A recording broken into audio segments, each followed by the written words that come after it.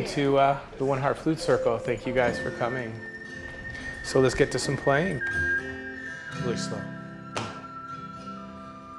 Nice and gentle, yeah.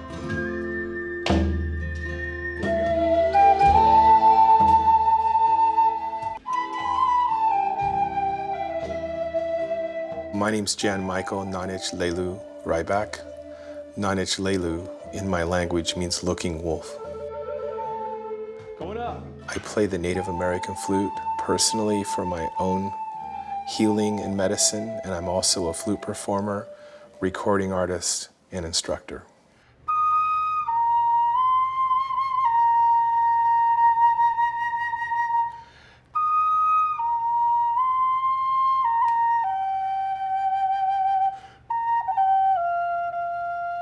I am a member of the Confederated Tribes of the Grand Ronde Community of Oregon.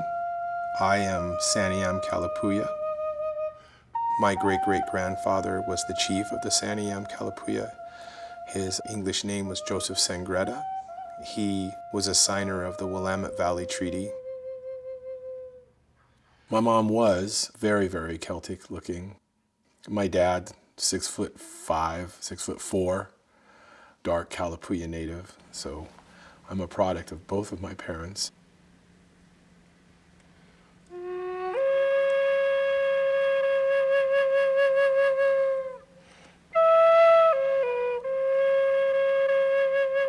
In 1994, I had a stroke that made me a paraplegic for a whole year of my life.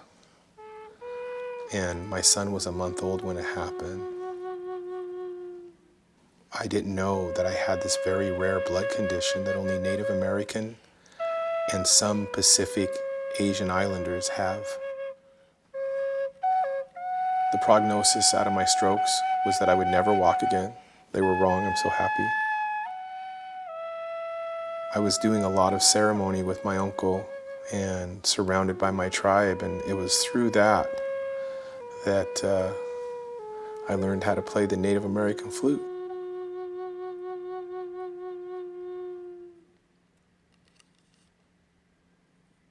The main influence for me as an artist is definitely Michael Standing Elk, my dad's brother, my uncle. He was a creator of music of all types, vocalist, guitar player, all of it. When I recorded my first album on the reservation, my uncle, Michael Standing Oak, was with me. He walked me through the whole process of writing songs. Native blues. It was my first journey at taking the Native American style flute and putting it in a very contemporary context. I've done hip-hop albums, and I've performed Native American flute on literally rap albums, jazz, rock.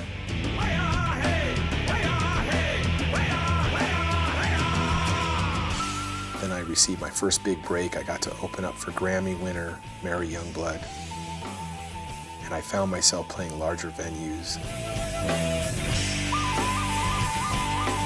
I started feeling like I was kind of detaching from my original roots.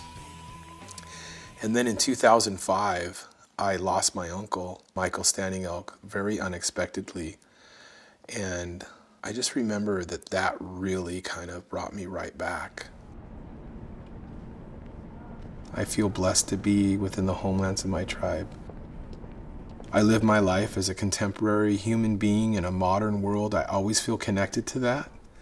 As a musician, my music really is more about a global view. It's more about a multicultural view. There was a professor from Oregon State University. He asked me if I would be interested in doing a workshop at the university. Ready? Begin. So we started doing classes there. Helping people connect with musical self-expression is the most rewarding experience. We all come from somebody indigenous, all of us, and all of our ancestors have developed their culture off of oral tradition. What else does oral tradition have? Music. Music. Oral tradition literally means expression, self-expression. That's what it is. The students that take this course through oral tradition learn how to express themselves musically, and what we get to see is a student becoming more open, becoming more comfortable with their own feelings.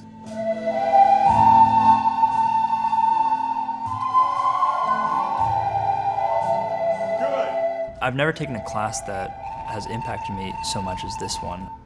My grandfather passed away the day when I had a lecture here, and obviously I was very distraught that whole day, but I decided to go in anyways because I knew it would make me happy. And that day he actually lectured on death, and he taught us Standing Elk, and when I played that song I just bawled my eyes out. It really was like, it was just an undescribable feeling.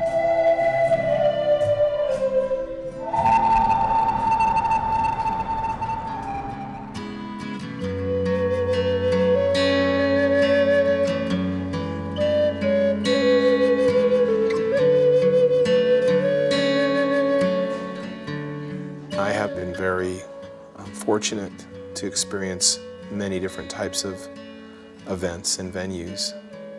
But my favorite is to have a more intimate experience with the audience.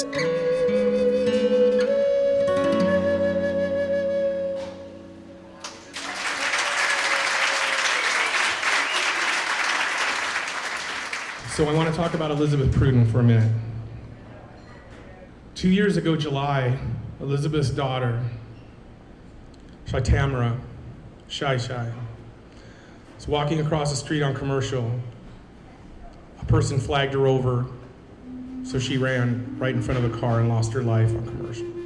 14 years old.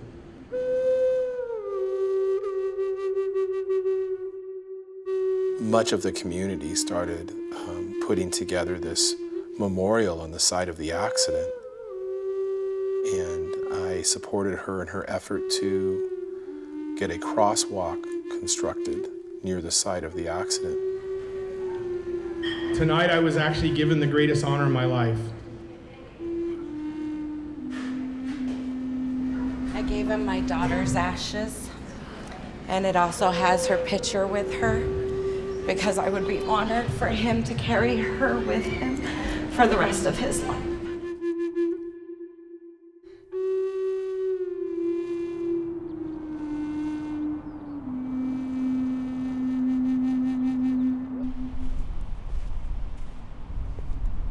This music is the medicine for me as well, and when I get to perform like that and express my feelings with music, it's a very healing experience.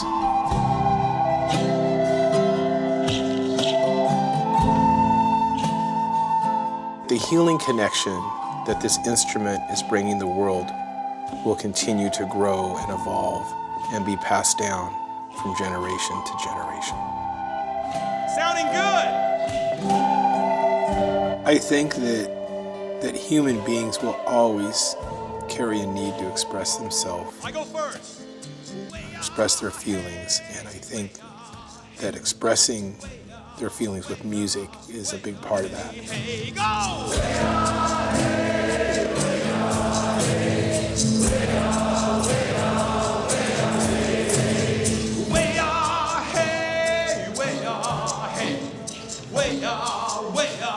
Way